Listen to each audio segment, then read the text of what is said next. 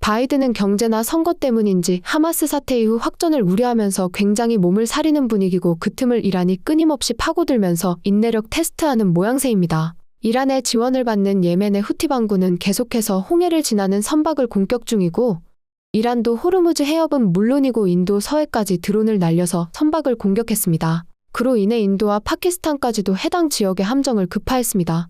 헤즈볼라는 말할 것도 없고 이란의 지원을 받는 이라크의 무장단체 역시 이라크 내의 미국 기지를 계속해서 공격하는 중입니다. 거기다 바이든이 이란의 제재를 풀어줬음에도 이란은 무기화가 가능한 농축된 우라늄 생산을 늘리면서 미국의 인내심을 테스트하는 중입니다. 바이든이 계속 이도저도 못하고 있으니 오히려 이스라엘이 나서서 시리아에서 활동 중이던 이란 혁명수비대 소속 고위급장성을 사살했습니다. 이러다 이스라엘이 이란의 핵무기 시설을 타격하는지도 모르겠습니다. 이란은 즉각 성명을 통해 숨진 무사비 준장이 시리아의 성지와 이슬람 이상을 수호하다 순교했다면서 이스라엘은 분명히 대가를 치를 것이라고 강조했습니다. 이런 이란을 둘러싼 중동의 긴장감이 올라가면서 유가가 조금 반등하고 있습니다. 중동뿐 아니라 석유를 둘러싼 베네수엘라와 가이아나의 해양 영토 분쟁이 여전히 불씨로 남아있는데 영국은 해당 영해로 군함을 파견했습니다. 가이아나는 남미에 자리 잡고 있지만 과거에 영국식 민지였고 스페인어가 아닌 영어를 쓰는 몇 안 되는 남미 국가입니다. 앙골라가 오펙을 탈퇴하면서 이때 다 싶었는지 시장은 오펙의 지도력에 문제가 있는 게 아니냐며 유가를 압박하기도 했지만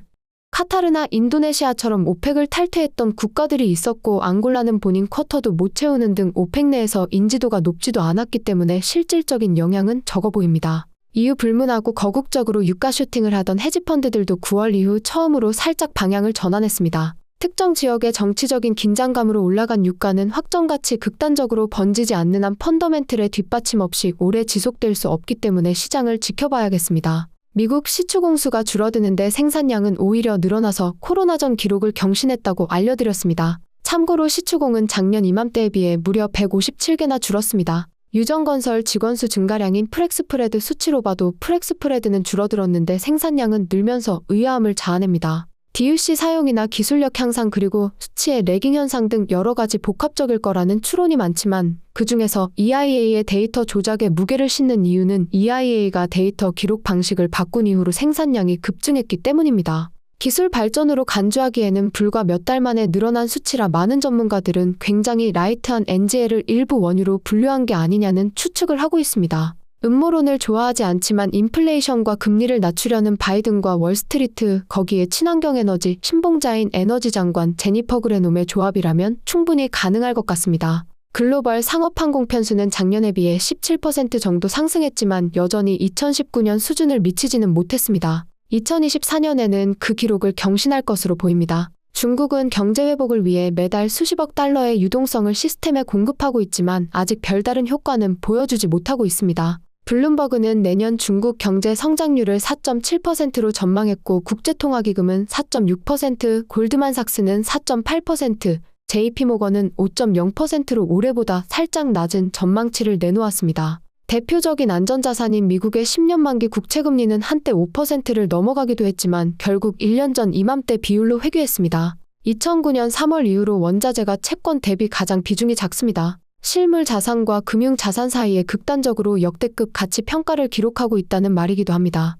금리 인하 움직임과 함께 금융자산에 있던 천문학적인 돈이 다시 주식시장으로 흘러들 수도 있는데 이미 사상 최대치를 찍고 있는 빅테크에 들어가기 부담스럽다면 처맞을 대로 처맞은 원자재로 오는 것도 참 좋은 생각이라고 말해주고 싶습니다. 석유와 함께 중요한 원자재인 철광석이 2022년 6월 이후 가장 높은 가격을 기록했는데 내년 경제가 조금 살아날 거라는 신호탄이 됐으면 좋겠습니다. 페트로브라스, 올해 가장 인상적인 성적을 보여줬던 회사는 PBR일 것 같습니다. 배당까지 합치면 거의 90% 정도 올랐습니다. 내년에도 유가적인 측면에서 올해와 비슷할 거라는 전망이 많습니다. 회사들의 재무 상태나 주주환원 상황은 작년 이맘때보다 더 개선되었기 때문에 올해와 비슷하다는 게 꼭 나쁘게 보이지만도 않습니다. 올해 섹터 내 어떤 주식들의 주가 흐름이 상대적으로 더 나았는지 잘 생각해 보시고 내년 투자에 참고하시기를 바랍니다. 현재 PBR은 적도 부근에서 오일 탐사를 위해 활발히 활동 중이고 내년 하반기에는 아마존강 어귀에서 석유를 시추할 예정입니다. 에코페트롤, PBR 정도는 아니지만 콜롬비아의 국영업체 이씨도 올해 성적이 나쁘지 않습니다. 남미 리스크 영향으로 회사 규모에 비해 멀티플이 굉장히 낮은데 넥스트 PBR이 될 수 있을지 지켜봐야겠습니다. 12월 19일이 배당날일이었는데 장 초반에 예상처럼 마이너스 7% 정도 떨어졌다가 바로 말아 올렸는데 아마도 내년의 기대를 반영한 주가 움직임이었던 것 같습니다. 배당락 이후로 조정 오면 담아야지 생각했다가 아차차 하는 사이에 구매하지 못한 분들도 계실 것 같습니다. 페트로탈, 아마존강의 수위가 시즌 평균보다 더 올라오면서 12월 생산량에 다시 탄력이 붙었습니다. 하루 2만에서 2만 5천 배럴 정도 생산량은 가뿐한데 운반 루트 문제로 인해 올해는 하루 평균 14,000배럴 정도로 마감할 것 같습니다. 내년에는 아마존강 수위가 낮아지는 건기기간 동안 에콰도르 쪽 송유관을 통해 하루 최대 5,000배럴 정도 수출이 가능할 것으로 기대가 됩니다. 현재 에콰도르 송유관까지 바지선과 트럭을 이용해서 수송하는 시험 프로젝트를 진행하고 있습니다.